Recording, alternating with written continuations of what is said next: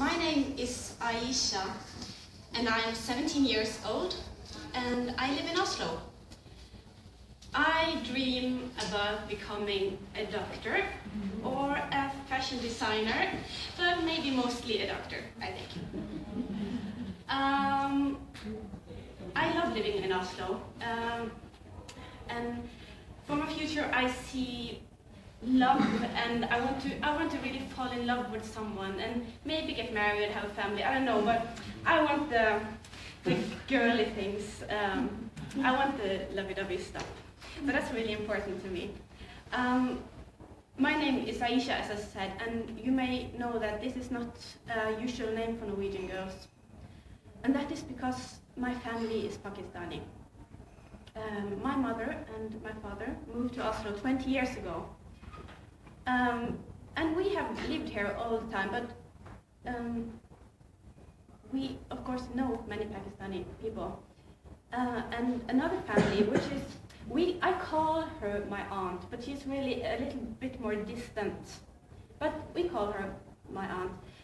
So my aunt's family and my family has built 2 big, beautiful houses in Pakistan. And every summer we go there to have summer holiday. And we go there to have a summer holiday. And my parents and my aunt plan to stay there when they get old. But this summer something happened. I was supposed to go to see their house a lot more than normally. My family really wanted us to visit them a lot and made a big point about seeing their son. And I think I know what is going on here, because they always talk about one of their sons. And I'm 17, and I feel as if they are planning my wedding. And I don't want that. I want to fall in love. I don't want to be pressured into some marriage, and I think I would feel like they are using me as a tool to connect the 2 families, for all of the other people, all of my aunts and parents and uncles and everyone to stay together, and my marriage would make that happen, to connect the 2 families. But I don't want to be a piece in their puzzle. I want my own life. It is very important to me. So I'm very confused, and I don't know what's going to happen. Will I be allowed to have my own life, or will the pressure from my family make me have a marriage that I don't want? I don't know.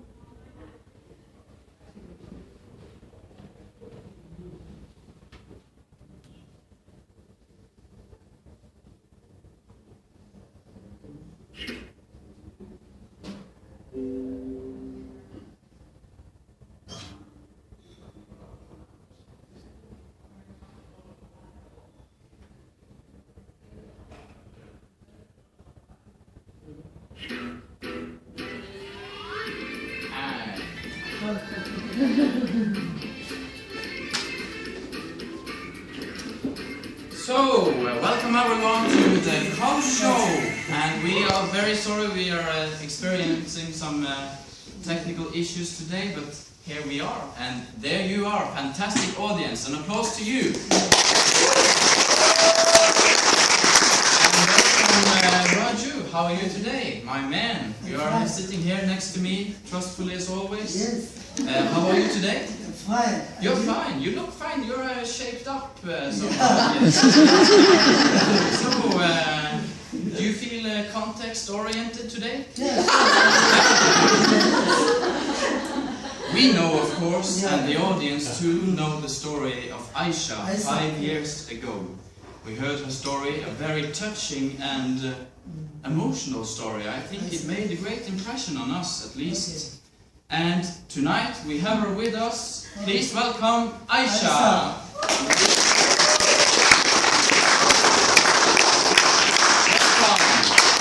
Welcome. Please sit down. Yeah, Aisha, we heard your story 5 years ago, and it made a great impression to us. You look somehow different now. Why is that? I got married. I see. And my husband's family is much more conservative than my own family. And so I changed my clothing to become more like them. And my husband really encouraged me to be like this. So that's why I look like this now. So your husband likes your clothing Yes. and encouraged you to change. How is married life treating you these days? It's good. Okay. It is very different from what I wanted for my own life when I was younger, but I realize now that this is my life now. And my husband's family, of course, is very happy with this change, that I now become more like they are. I see. You know, for me this is hard to understand. I came from a little village in Norway, and considering your story 5 years ago, this is a big change. Could you explain to me why you got married? Well, yes, I am a Muslim, and it is very important to respect the parents. And when I was 17, I didn't understand what was best for me. But I understand now that their choice probably was the best for me. So I resisted at first. But You did? Then I got married, yeah. You resisted at first. Did you want this marriage to happen? Was it your decision at all? Well, no. My parents wanted it at that time. Forced. Okay, so that's. But you have children now, don't you? Yeah. Yes. Yes. Yes. And I have 2 children. I have a 2-year-old and a baby, and I stay at home with them. You stay at home with them. I see, and you know, we have heard from the news that that's very common. Earlier you wanted to be a doctor, you dreamt of education and career, and now you tell us that you're home with your children, and I expect you are planning to have more children, or we'll see. You know, anything could happen. But what happened to your dream about education? Well, the expectations of me having a family and having children are very high. So the children are my full-time job now, and I stay at home and keep the house nice, and this is the way my life is now, and this is how it's going to continue to be. Okay, so you have no prospects of having a career later on? This is very important what I'm doing now. Yes, I understand. I think this is kind of a family issue here. So let's get in Aisha's mother and Aisha's mother-in-law. Let's welcome them.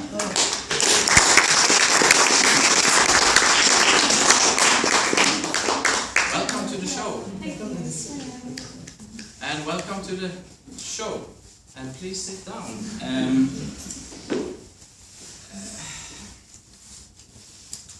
We've been talking about Aisha here. Of course, you know her, and we have been talking about her wedding. I was wondering, how did this all start? Since I understand that you have a big part of this. Yes, decision. of course. Well, since I am Aisha's mother, I have thought about finding a husband for her since the day she was born. And Rhonda and I, we thought that Aisha and Rasul would be a good match. So we started to talk about this marriage when they were only a few years old. But it was not until Aisha was 17 that our husbands finalized the deal. Yes, actually, we know the first time each other, and we found that they are a sweet couple. So we decided this marriage. So now we are happy. They are also happy with this marriage. They are also happy with this marriage. I can hear you say that. And your son is also happy? Yes, of course. I see. He's also. As I understand this, this is a process that takes several years. from Aisha was a little girl until she was 17. And then, tell me, how did the wedding proceed from there? Well, actually, in Pakistani Islamic system, it takes much more time. We celebrated much more procedure in marriage system. And we both have family know each other, and I have a son and she has a daughter, so at first time we talk each other. And we think it's, when I saw I was 17, it's a good time to marry for both of them. And first we organize reception party. And we see pictures from the wedding in the background. Yes. The sweet couple. Yes. They have changed a lot. It's amazing how the years. Please continue. Explain. This is so. And then we celebrate arranged engagement. Then after nikah and wedding. And at last we organize party in groom's house, and finally wedding ceremony is finished. And now we all are happy with this marriage because my son is also intelligent and handsome. I think Aisha is so lucky girl. Now she has a child also. I'm so happy I have a grandchild from her side. Congratulations. Thank you. You were mentioning nikah. Could you explain what that's about? Yes, Is that the religious part? Yes, in nikah, officially, bride and groom officially becomes a husband and wife. They sign a contract paper, and officially, in that time, all our elders, parents are involved in that time, and then after, they are husband and wife. Yeah, and we saw the signing of the paper here behind us. So that's nikah. You know, when I got married, my wife and I didn't want much involvement from our family. We wanted to plan this for ourselves. And of course, my mother-in-law, she involved anyway, but we didn't encourage her to do that. But as I understand it here, this is really a family event. And you take all the decisions, the mother and mother-in-law. Could you explain a little bit about this? Yes, of course, the whole family has to get involved because this is a big happening.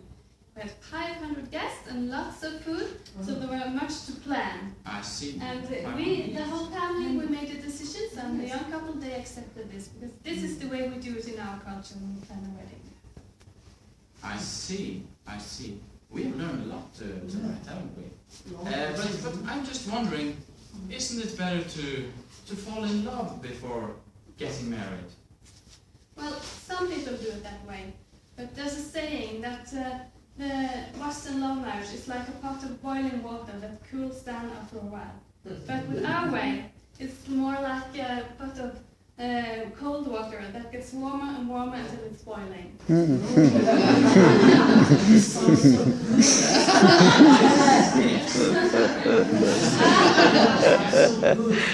Marriage like a bubble of water from the cold to hot and hot to cold. Yes. But whatever yours, like maybe. Right, please, shut up. You're not supposed to talk, really.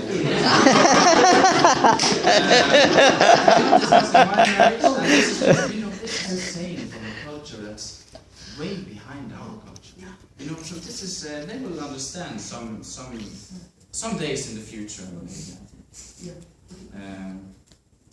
Anyway, in Pakistan culture, I think we have to say that tonight's lesson, that in the Pakistan Muslim culture, maybe the family's harmony is more important than the individual freedom. Is that a lesson learned from tonight? I think the same. Yes, I think so. And I can see that the time is running out, so thank you to you guests.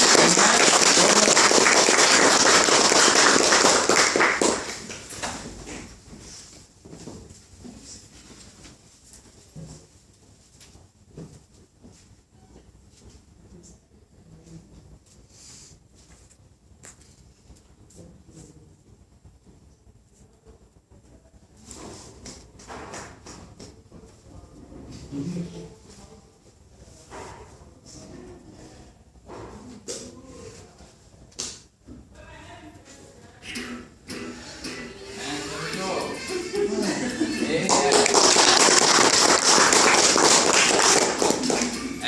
welcome to tonight's COL show.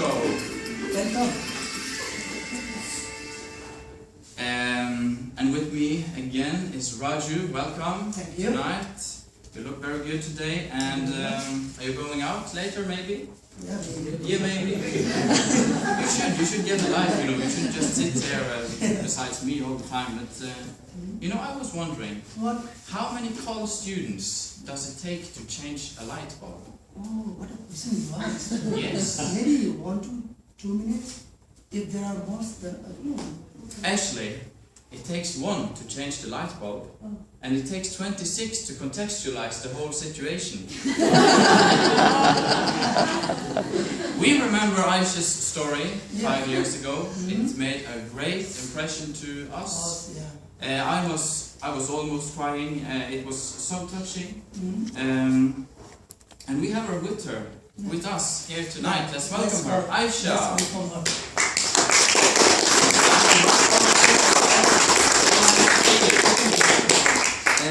Aisha, I know for a fact from secure sources, Facebook,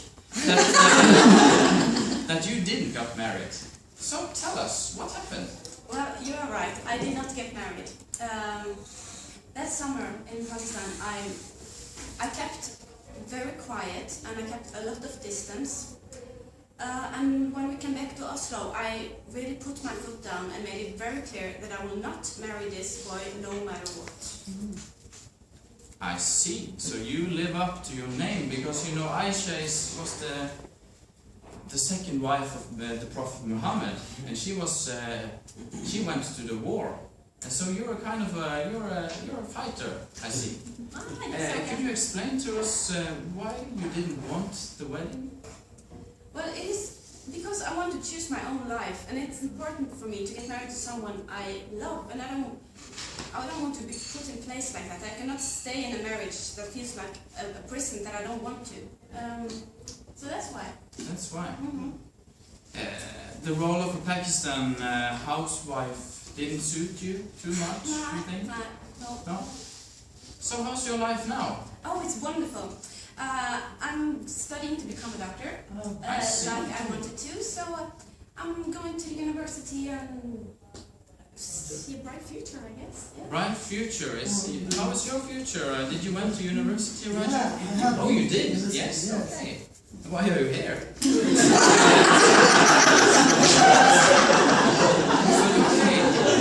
So you go to university. Yes.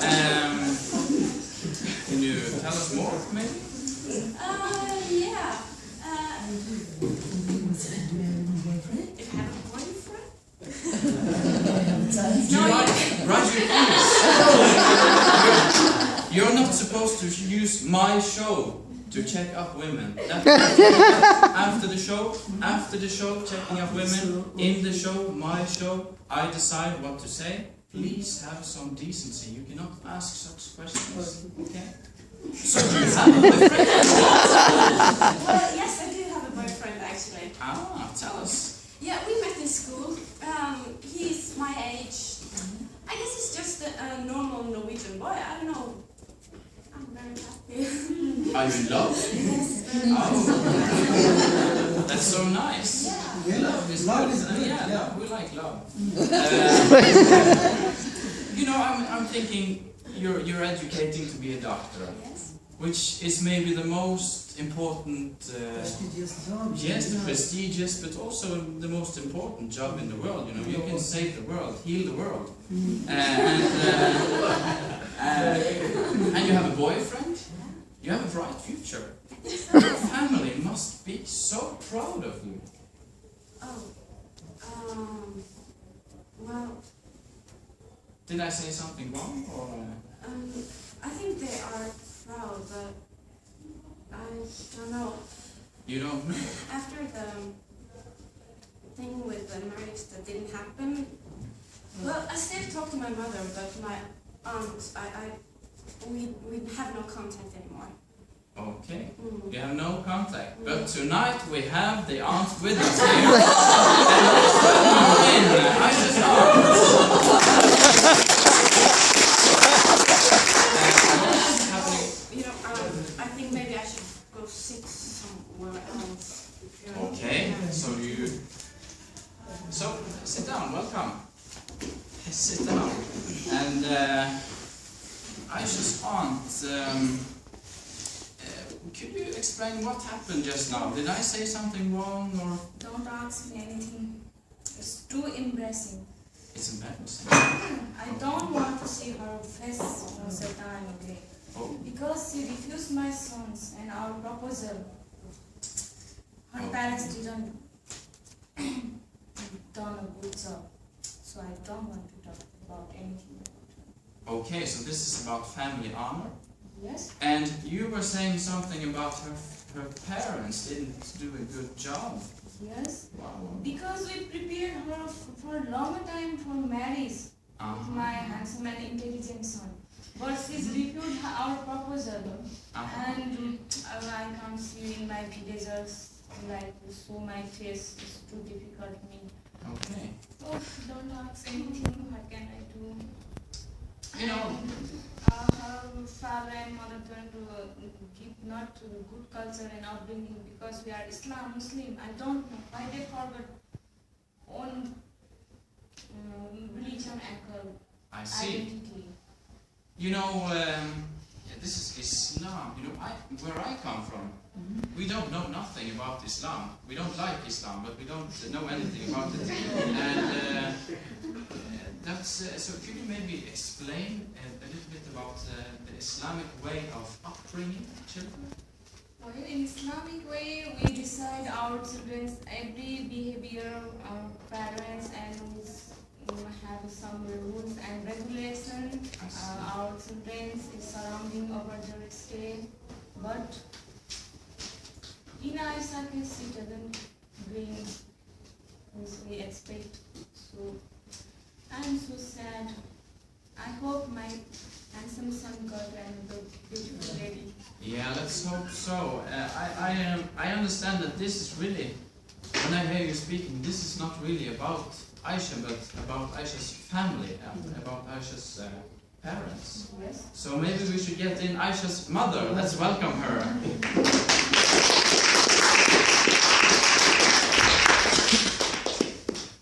Aisha's mother, welcome to the show. So? Aisha's mother, are you too modern in your way of upbringing your children? Yes, of course she is modern. No, I don't think so. When we moved to Norway, I felt that it was important to learn about the Norwegian culture and bring my children up so they would understand their Norwegian society. But of course, I also told them about the Pakistani culture so they will know their background. But this is so hard. I was just trying to adjust to the new situation. I don't know how I could have done it any differently. You should focus our tradition. Why? How can you forget? If you stay here, but we are Muslim Islam, why you can forget our culture and tradition? You were concerned about our culture. Yeah, but in your mind, you're still stuck in the Pakistan you left 20 years ago. No, we are Yes, Islam. Your attitudes kind of froze. They haven't changed, even though the society in Pakistan No, has it's changed. bias from our culture. We don't know change. But you're even more conservative than the villagers in Pakistan now. No, it's not conservative. It's to save our identity and religion. It's more important for us. Yes, of course we have to take care of our heritage. We have to adopt the Norwegian society as well when we live here. So, Oh, what can I say? No. Well, ladies, I can see that you are not really getting along very well at all. no, we're not getting along at all, actually. So, after Aisha said she did not want to marry Rasul, then Randa and her family had stopped talking to us. There have also been rumors about Aisha, bad rumors, in the Pakistani Norwegian community. So we feel excluded from the others now. This is very, very sad, and I feel really sad that it ended this way. It's very, very hard for me, but at least Aisha's happy. I wonder who put out those rumors, but okay. At least Aisha is happy, and I think that's will be the last words for tonight. The time is running out, so I will just say good night and go home.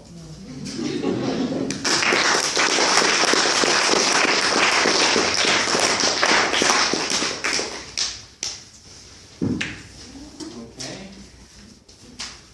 So that was what we have been thinking about, and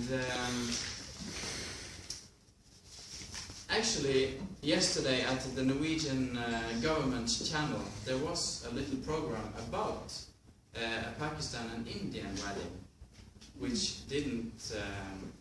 It was a little bit the same like the one we presented here. So this is something that's in the time now too. And we were just wondering, did you understand the concept of the two endings and everything? Do you have any reactions?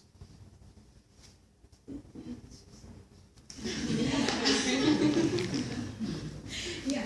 First of all, I want to clear one thing that all of you are saying that this is not allowed in Islam, and she is also focusing on how you upbring your children, and this is not in the Islam, blah blah blah. And the Islam gives us the liberty. If a girl or the boy want to marry somewhere else, they can do marry. And for the girl and the boy, consent is very important at the time of the nikah.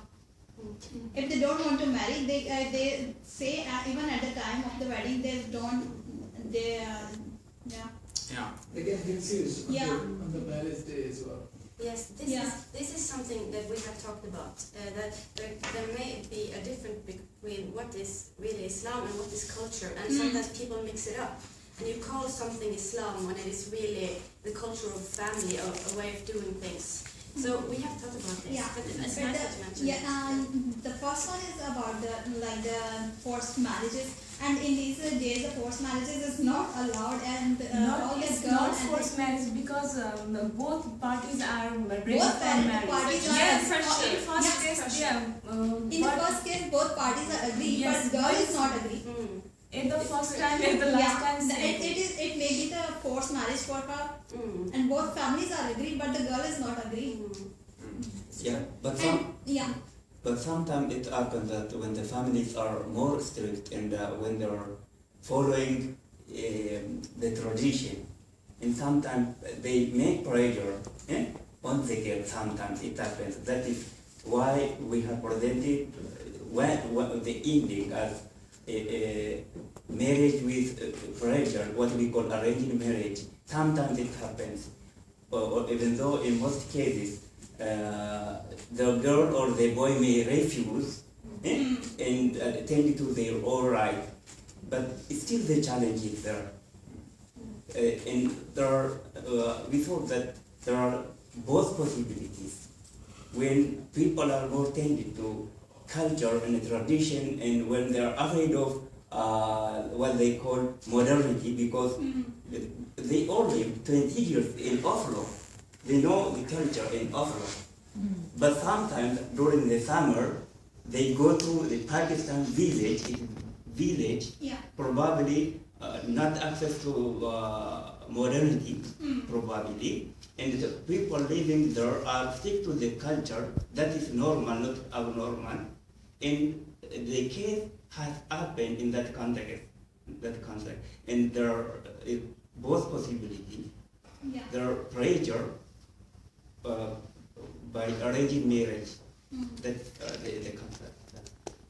Maybe this. Yeah, I think it's the same idea in the Shakespeare's play, Romeo and Juliet. Yeah, so everything divided into. As long as there is a spark between those children, and let's call them children. At 17, they're still children. Yeah, as long as there is a spark between the children, this spark could blossom, could rise to something very beautiful in the grounds of an arranged marriage. Yeah? It's the most beautiful thing, and this spark can be taken care of in an arranged marriage. If we take it on the other side and you have a spark, but it's not sustained by an arranged marriage, this spark can disappear. And let's see the good part of an arranged marriage, actually. Yes, and as long as there is a spark. We know stories. I remember a couple of years ago there was a story in the news about a couple who was really forced to get married, but after some years it was like the cold water that started to boil. Psychologically, it's the same thing which happens with the kidnapper and the They kidnapped, fall in love with the kidnapper. It's psychological. Yeah, maybe. Let's not take it there, okay? But also we have to remember that in this case we were trying to focus on the aunt, and the mother said that you have frozen your mind, and that's what happened when we're talking about arranged marriage. The mother says that in Pakistan things have changed, but the aunt kind of moved her culture to Norway, and then she froze her mind. So she is 20 years back in time than the rest of the world, and even maybe the Pakistan village which she's coming from. But that's an important thing in the case. That and also, although they lived for equal year, for 20 years, both, one at least 50% adapted to the life in Norway, and the idea of getting there, and 50% holding the tradition in the small village in Pakistan. And the other lady, she lived for 20 years in Oslo, but still she's in the 100% stick to the culture. Sometimes this may happen. Some people may accept the change quickly, and the others slowly. And yeah. Andrea? I'm kind of curious about this boy that she was supposed to marry, because he's probably been living in Norway as well his whole life. So I'm kind of, did you have any thoughts about that? Because maybe he didn't want to get married either, or maybe they ended up getting married and doing marriage their own way, or we talked about him a lot. We have thought about him, but we left him out because there was already so much to work with. So maybe we wouldn't have time or enough people, or we just left him out. But we have thought about that too. He probably didn't really want to either, or maybe he would because his family was so conservative. We don't know, but we have thought about it. We have interpreted the aunt, his mother, to be a very